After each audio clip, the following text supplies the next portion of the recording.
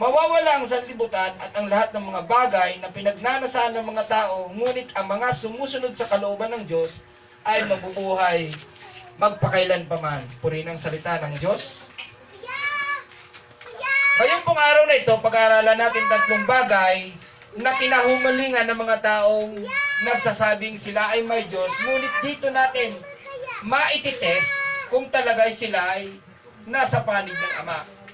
Dito rin natin sa mga Kristiyano, makikita rin natin po dito yung mga tatlong bagay na dapat pag-ingatan natin habang tayo'y lumalago sa pananampalataya sa spiritual na lugar, dimension, kumbaga. So ulit, ang pag-aaralan natin, tatlong bagay na kinahumalingan ng mga taong nagsasabing sila ay may Diyos, pero dito natin malalaman sa tatlong ito. Okay?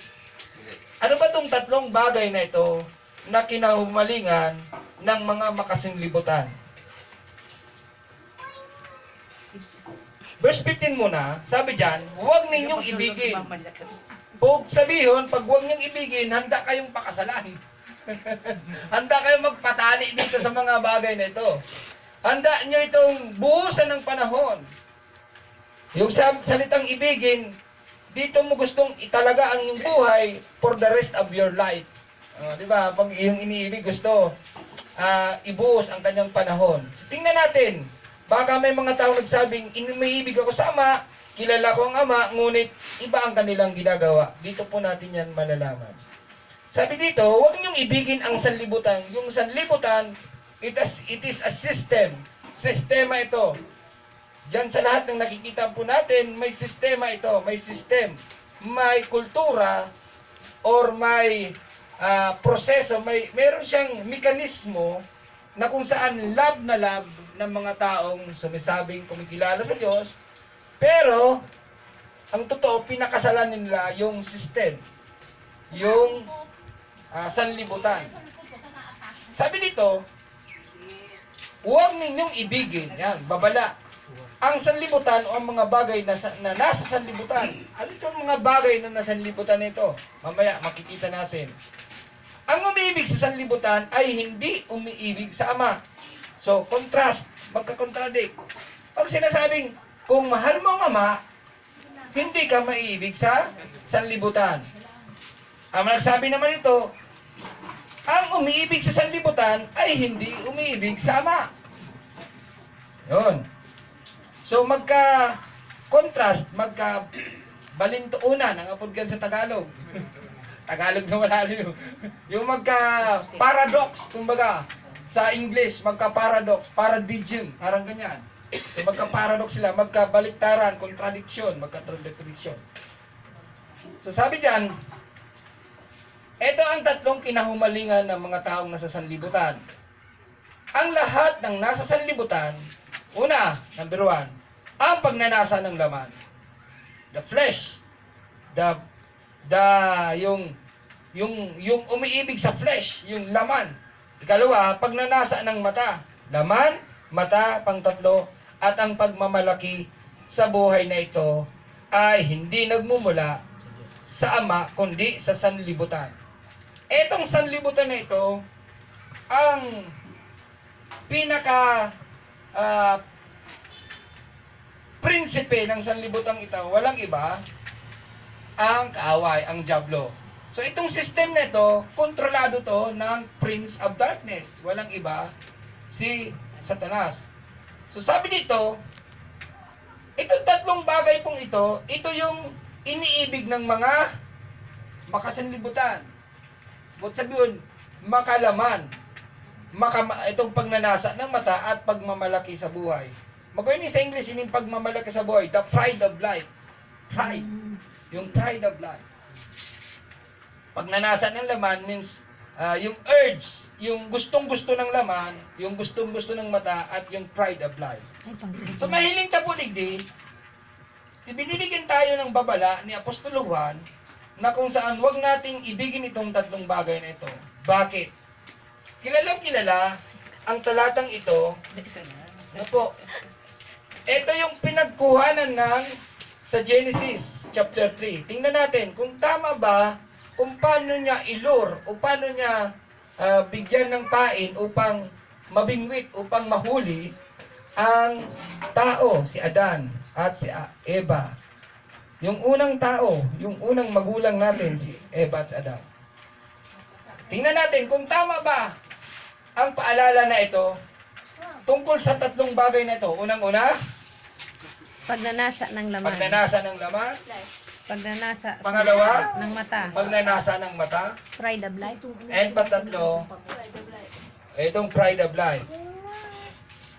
Okay. Dito sa Genesis chapter 3, tingnan po natin chapter 1, chapter 3 hanggang chapter 6. Ang ahas ang pinakatuso sa lahat ng hayop na nilikha ng Panginoon, Yahweh. Isang araw tinanong nito ang babae, totoo bang sinabi ng Diyos na huwag kayong kakain ng anumang bungang kahoy sa halamanan? Sumagot ang babae, maaari naming kainin ang anumang bunga sa halamanan, huwag lamang ang bunga ng puno na nasa gitna niyon. Sinabi ng Diyos na huwag naming kakainin, nihihipuin man ang bunga nito. Kung kami raw ay kakain nito, mamamatay kami. So meron doong nakalagay na puno sa gitna, kung saan nasaan, doon ang hardin, andun man pati yung puno na kung saan ipinagbawal ng Diyos Ama, na huwag kukunin iyon, ni huwag hihipuin, sapagkat sa oras na kainin yon, hipuin yon, mamamatay ang tao. Ito yung strategy. So, malaking tulong ito upang makaiwas po tayo sa tatlong bagay na ito. Strategy. Ngunit sinabi ng ahas, hindi totoo yan. Hindi kayo mamamatay. Sinabi lang yan ng Diyos sapagkat alam niyang kung kakain kayo ng bunga niyon ay makakaunawa kayo, kayo'y magiging parang Diyos at malalaman ninyo ang mabuti at masama. So, ibabypass na yung will ni God.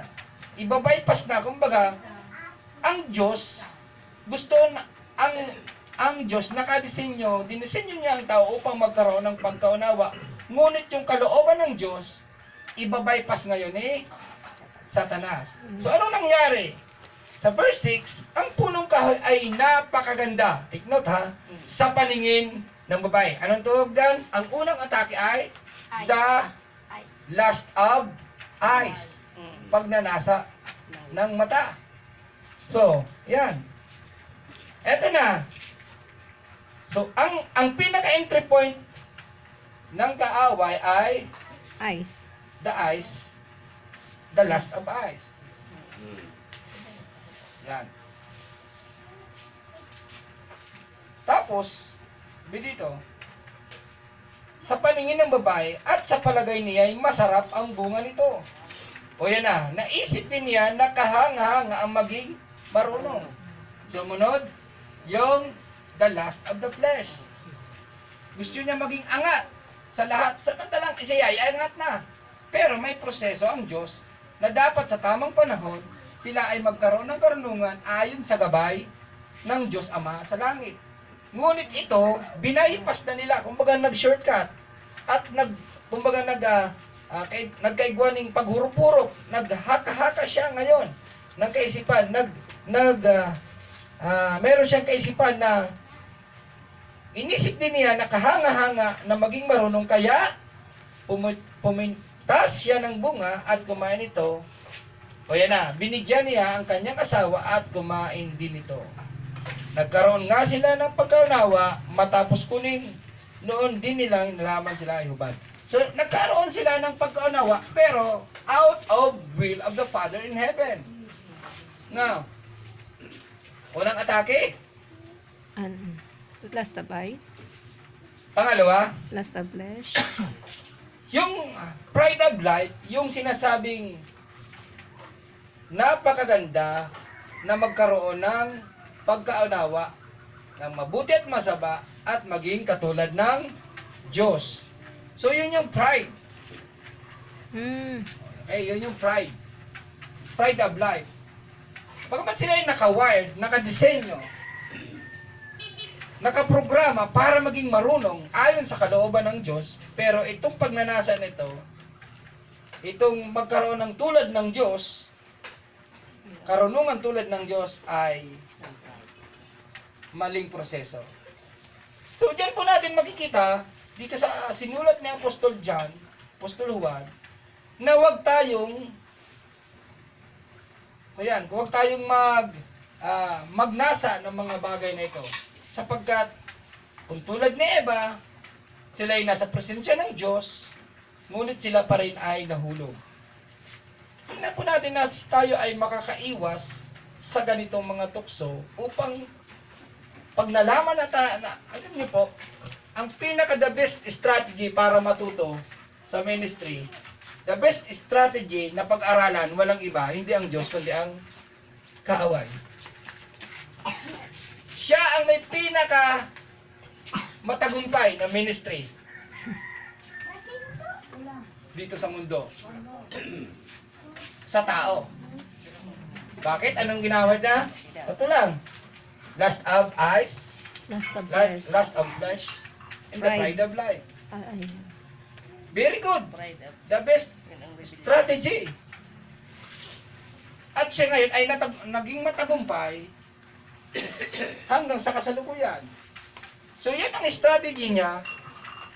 Sabi na Apostol Juan, kapag nagsasabi tayong nasa panig tayo ng Diyos Ama, ngunit iniibig pa rin po natin itong mga bagay na ito, think about it. Baka, una-una, or mahulog na tayo sa pagkakasala. So itong tatlong bagay na ito, madali lang tandaan. The lust of flesh, the lust of eyes, and the pride of life. Tatlong bagay. At dyan din, ginamit ni Satanas nung siya ay makipag-inkwentro sa ating Panginoon. Buti na lang, iba si Jesus Christ. Amen. Matthew chapter 4, verse 4, pababa. Pag-aralin na rin natin yan. Kung sakaling makaharap tayo dito, anong mga bagay natin gawin? Matthew 4, verse 4 hanggang 11. Hindi na kita. Ang pagtukso kay Jesus. Pagkatapos, si Jesus ay dinala ng Espiritu sa ilang upang tuksohin ng dyablo. Siya ay ayuno sa loob ng 40 araw at 40 gabi. 40 days and 40 nights. Kaya't siya ay nagutom. Dumating ang dyablo at sinabi sa kanya, kung ikaw ang anak ng Diyos, o yan na, bakit ginagawa ni Satanas ng unang-una, ilor, o baga, paunan kita ng tinapay? Iyo, tama. Ano kaya parte ang Bubo laman. pinaunan niya para mangyari yung tatlong bagay? Tingnan nyo, si Jesus Christ nag-ayuno 40 days and 40 nights. At talaga siya'y nagutom. Dumating ang dyablo, binisita siya ngayon, pinuntahan niya na, kasi alam niya na magpo 40 days na, magtatapos na ang pag-ayuno ng ating Panginoon. Anong nangyari? Dumating ang dyablo at sinabi sa kanya, kung ikaw ang anak ng Diyos, o yan na, gawin. Command this stone, command this stone to become Bread. a bread. Una-una, anong pinaon? Tinapay. Gugutom na siya eh. Dito po rin natin makikita yung level of ministry. Sino yung mga prayer for nila dito? Nagpe-pray na. Amen, amen, amen. Amen, Tingnan nyo ha. Baka, kung di kita lead by the Holy Spirit, ang unang ipapasabog sa imo, hagad ka mo ng tinapay pagkakan. Which is, dapat madetekta. Ang makakangala, sige, nagturo ang Panginoong Hesus ng pagpananalangin, pinahuli niya ang paghingi ng pagkain sa araw-araw. It's a very crucial. Kailangan natin ng pagkakan, kailangan ng tinapay, maluto, pagkakan para mabuhay. Pero dito, ginamit ni Satanas during the 40 days na gawing tinapay yung bato. Ang una niyang atake, makikita niya, ulit natin doon, yung lust of flesh. Sinabi niya, kung ikaw ang anak ng Diyos, gawin mo ang tinapay ito. Aram ko, gutom ko na, o nadadamog ko ang paghilab kang tiyan mo. At alam ko ikaw ang anak ng Diyos at pwede mo siyang suguon. Pero look, napakagaling kang ng ating Panginoon. So i-bypass mo na ang kalooban ng Diyos. May kapangyarihan ka man, yes, that's fact. Anak ka ng Diyos, yes, that's fact. Anak ka ng Diyos. Bakit hindi ka huminga muna ng tinapay? Saka mo lang ipag-pray ang iyong mga kapatiran. Humingi ka muna ng ayuda. Be careful. Kasi sa oras ng pananalangin din, bago tayo lumapit sa panalangin, alam na nating Ama na kailangan nating bagay na yan. Ngunit, kung titingnan natin ang pattern ng pananalangin, pinahuli niya na ang personal niyang pangangailangan. So, mahilig na pwede. Sabi niya, gawin mo ito, gawin mo ng tinapay ang batong ito. So, i-bypass mo na si father mo. Yes, nag-ayuno ka. At dapat na ikaw magutom. Kasi gutom ka na. Pero tingnan niyo po, kung papansinin natin, yung banal na espiritu ang nagdala kay Jesus Christ sa unang level ng pananampalataya, unang level, ilang. Yan, sa ilang yan. Sa mga kagubguban, sa rukrok. Okay, kagubguban, patag pa. Level pa yan kang, ano yan? Kang daga. Watch. Tingnan niyo po. So, sinagot siya ng Panginoon. Ngunit sumagot si Jesus na susulat hindi lamang sa tinapay, nabubuhay ang tao, kundi sa bawat salitang nagmumula sa bibig ng Diyos. Okay. Level 1, nasa ilang. Tigdala siya ng banal na espiritu doon upang, sa ilang, upang tuksoin ng dyablo. Ipinahintulot. So, maaaring hindi tayo mag-level up sa pananalangin kasi ang lagi nating nasa isip ay tinapay. Food. Pagkakan. Maluto. Sabi ni Lord, hello. Kung tinapay ang gusto kong itausay mo, much more pa diyan. Pero pagpaparagan mo sa tinapay, baka pagrani mo, nasutsutan ka na, gagan mo sila tinapay. Tama na yan. Okay. So level 1, tinapay. Verse 5. Pagkatapos, hindi nagtagumpay, si Staning, level 2. Unang, paglure o pagpain sa kanya, lust of eyes. Flesh, I mean. Pagkatapos, dinala siya ng dyablo sa Jerusalem, ang banal na lungsod, at pinatayo sa taloktok ng templo. Nasaan na? Palagay nating palagay nating 5th floor, kataas. Palagay natin, medyo haralangkaw na, next, sa taloktok. Maaring sabihin na 10th floor. Medyo haralangkaw na, nag-level na yung, demand, yung presyuhan. O, sige. Dahil ka madara sa tinapay, sige, tadarahon tayo di sa medyo haralangkaw. Okay. Anong flesh na naman, anong lust na naman, anong panunukso naman ang ginamit ni Satanas? Sabi dito, pagkatapos dinala siya ng dyablo sa Jerusalem, sa banal na lungsod, ang banal na lungsod at pinatayo sa taluktok ng templo. Verse 6, sinabi nito sa kanya, kung ikaw ang anak ng Diyos, magpatihulog ka, sapagkat nasusulat sa kanyang mga anghel, ikay tatagubilin sa kanilang kamay, ikay alalayan, nang sa mga bato, paamoy, hindi masaktan. Gumamit ng verse, pero kung makikita ninyo po dito, sa level na ito, ang ginamit niya ay lust of eyes. Okay, flesh, eyes, tanaw niya ang buong Jerusalem. Okay, tatao ko yan sa imo, basta subukan mo magpatihulog ka dyan. Yung banal na templo sinasabi, sa taluktok ng templo, ang dami-daming tao dyan na nakapalibot. Ang dami-daming worshiper, ang dami-daming mga Pariseo, Sadduceo, at maging mga Museo. tagapagturo ng kautusan. Ang dami nila at ang daming mga tao sa palibot. Kung nagpatihulog siya, totoo naman, gumamit ng verse na siya'y itinagubiling sa anghel at sila'y aalalayan. Nasa awit 91 ito, gumamit ng dalawang verse. Medyo tumataas na yung presyo. Level 2 na. So ano yung level 2 na ginawa? Ito na yung ginawa ni Satanas. The lust of eyes. So mga entry point. The flesh feels good. Oh, okay yan. Masiram yan. Pero, kano din kita maka-level up, nahulog na kita dumaan, na-trap na kita dumaan. So, okay. So, 7. Ngunit sumagot si Jesus, nasusulat din naman, huwag mong susubukin ang Panginoong Diyos.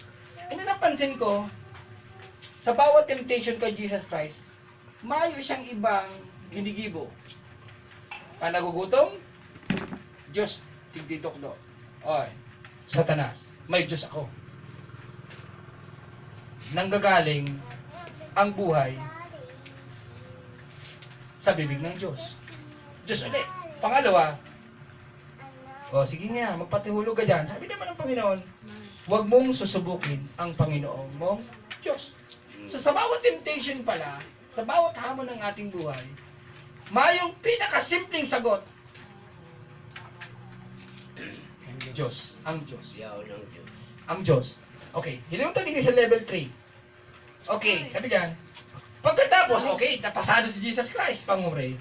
Pagkatapos, dinala siya ng diablo sa isang napakataas na bundok.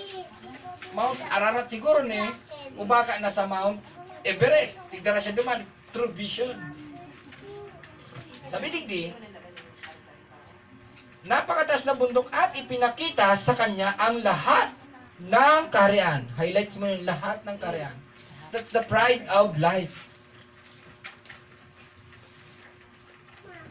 Ano sa Tagalog ang pride of life? Pagmamalaki sa buhay. Pagmamalaki sa buhay na ito. Marami nagmamalaki sa buhay na ito, feeling nila, nasa taloktok na sila ng pinakamataas na bundok. Kung wala ang Diyos sa buhay natin, kahit nasa taas na tayo ng pinakamataas na level natin, that's from God. Hindi yan galing sa Diyos. Tano? That's the level 3 of temptation na ginagamit ni Satanas.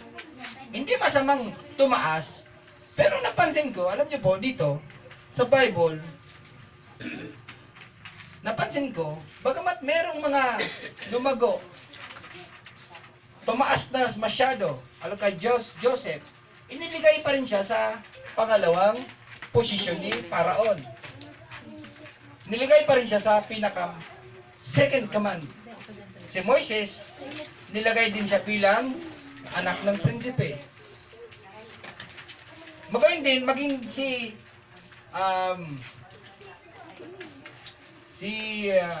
Haring Solomon, meron siyang isang bagay na hindi niya matanggap, hindi niya nakuha. At yun ay isang babae. Hindi niya napasa kanya. Yan pero may kulang. So mapapansin niyo po, ang ating Panginoon, bagamat siya pinakita ang lahat ng kaharian sa daigdig at ang karangyaan ng mga ito, sinabi ng diablo sa kanya, eto na, okay, level 3 na pride of life na ibibigay ko sa iyo ang lahat ng ito kung magpapatarya pa ka at sasamba ka sa akin. Simple lang ulit ang sagot ng Panginoon. Sabi dito, kaya't sumagot si Jesus, lumayas ka Satanas sapagkat nasusulat, o yan na naman, simbang niya, ang Panginoon mong Diyos. Even si Satan, under pa rin God. Ang Panginoon mong Diyos, ang dapat mong sambahin at siya lamang ang dapat mong paglingkuran. Itong bagay na ito, na lahat ng karayan sa digdig, ito yung ninakaw kay Eva, asin kay Dan. Nakaw niya ito Hindi niya man talaga ito sa kanya. Pero, kinuha niya by illegal, by kudita. By kudita. Kinudita niya. Kung wala ka posisyon, nagsurog yung mga anghel, asin kinudita para patalsikin sinta duman sa posisyon bilang tagapamahala ng sanlibutan. Yung system of this world. Pero may sinasabi pa rin dito sa Isaiah, sana kaya yun, ang buong daigdig ay sa Panginoon pa rin. Hindi ko naman kung na rin dyan. So may garantiya na ang daigdig na ito ay sa Kanya pa rin. Ito talaga ang dapat mong sambahin at siya lamang ang dapat mong paglingkuran. So may daigdig mga tugang, tatlong bagay na dapat turupunta before we ask to the Lord. Bilang tumataas na sa pananampalataya, lumalago sa pananalangin. So, salamat sa mga nananalangin. Disconsider po muna ang tatlong bagay na ito. Nauna, the lust of flesh, pagnanasa ng laman, pagnanasa ng mata, at pride of life, o yung pinagmamalaki sa buhay na ito. So, dyan pa lang, makikita natin kung paano pagtatagumpayin sa bawat hamon, sa bawat tukso sa ating buhay. Yung tatlong bagay na yon, balikan ta muli si Apostol John kung ano ang komentaryo niya sa sanlibutan ito. Okay, 17, 1 John chapter 2 verse 17, araw ko na yung sinasabi.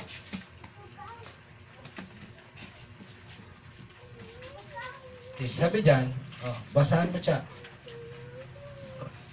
Mawawala ang sanlibutan at ang lahat ng mga bagay na pinagnanasaan ng mga tao. Ngunit ang mga sumusunod sa kalooban ng Diyos ay mabubuhay magpakailanman. Yan. So sabi dito, ang lahat ng nasa sanlibutan ito, yung system of the world ito, yung pride of life, yung lust of flesh, at lust of eyes, lahat yan ay mawawala.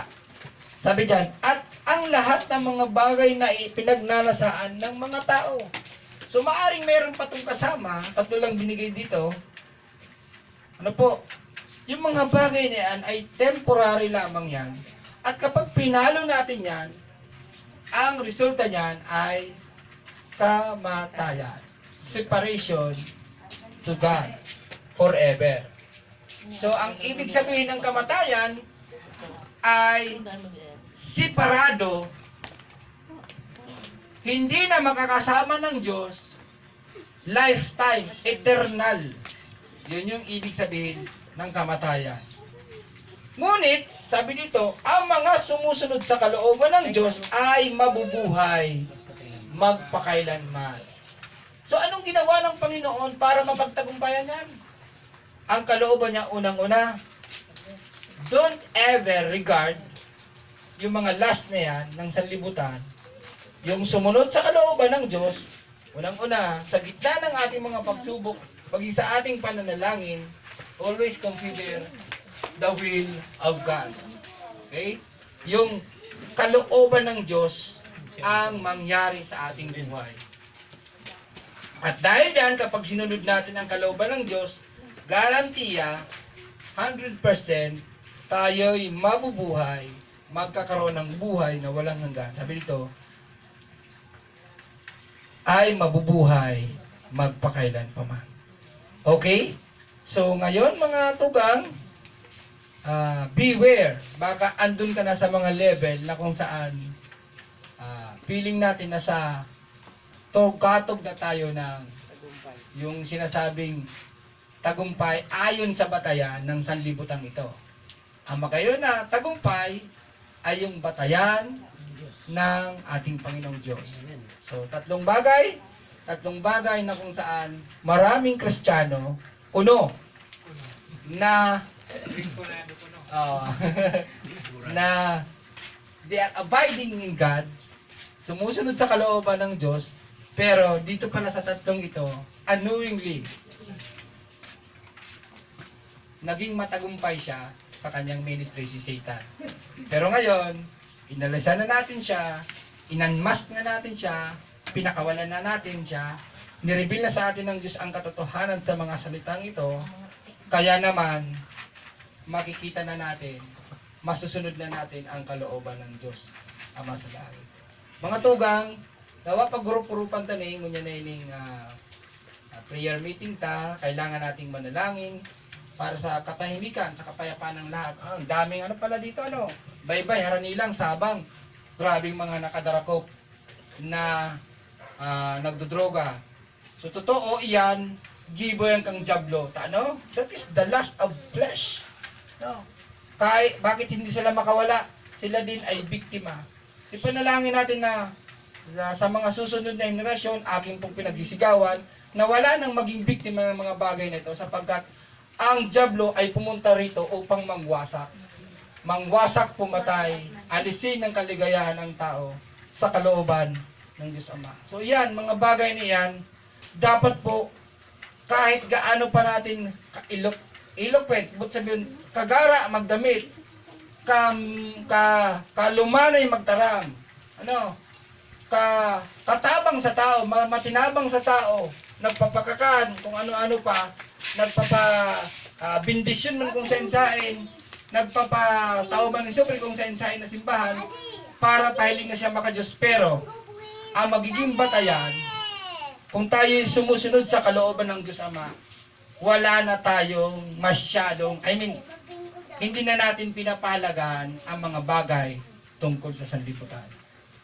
Ang mga bagay na ito na pinapahalaga ng mga sinasabing hindi makadiyos, yung mga taong nagtutubod man sa Diyos pero nahuhulog pa rin dito sa mga patibong na ito, kaya hindi sila makasunod sa kalooban ng Diyos. Ang punot dulong ito, mga kapatid, ay ang jablo. Makikita natin siya ang may pinaka-objeto nito, pero pinakita ng ating Panginoon na tayo ay may kapangyarihan, may otoridad, na ito ay wasakin. Binigyan tayo ng karapatan na hindi na pahintulutan sa ating buhay. Nawa, pag-pray natin ang lugar na ito, ang dami na pala. Tingnan nyo may mga tatay doon. May nanay. Ilang tatay doon na nalulung na pala sa droga, may mga nanay doon. Mga bata pa, may mga posibilidad pa na maging maayos pa ang buhay. Sayang. At ginagamit pala ang lugar din ng baybay. Dahil taarang, may mga biktima na palang dito sa itong barangay. So, kung ang iba naging nadakop ng arog nga ka na nadakop na kita, nalulungkot kita ka mga bagay na yan. Kasi alam ta, ang katotohanan, sila din ay nahulog sa patibong ng jablo. Pag-pray natin ang lugar pong ito, yaam kita hindi sa maliit na community ini, church nini, para ipanalangin ang mga taong naging biktima ng illegal na droga. Sayang, nawasak ang kanilang future, dagdag na naman sila doon sa kulungan, at may mga pamilya, paano na ang magagabay sa kanilang pamilya? So nawa, hindi na natin pahintulutan ang mga bagay na ito. Andito ang simbahan na ito para ituro kung paano makaiwas sa mga bagay pong iyan. Kawawa man sila. So sila din ay biktima, sila din ay may karapatan pang makarecover. Nawa makarinig sila ng katotohanan. Pero alam ko, sila ay nakakarinig rin ng mga salita ng Diyos, ngunit binabaliwala. So, maaring yan na rin ang paraan ng Diyos para pigilin sila sa mas malalim pang konsekwensya na maaring kaatubangon ninda duman. Nakapagdalaw kita minsan, Franz, Ako, tandua, duman baga. sa Bilangguan, sa Kalabanga. Nakaaging taon, grabe. Jail ministry. Hurubin pa, hilungon mo, may mga itsura man, may mga kaya, hubin pa, may mga posibilidad pang, may mga masasayang ang sendang mga kakayahan, maaring halawig pa ang buhay ninda, pero andun sila sa kulungan at umiiyak. Kakawa man, pero yun ang bunga ng maling pagkakilala sa Diyos. Okay? Let us pray.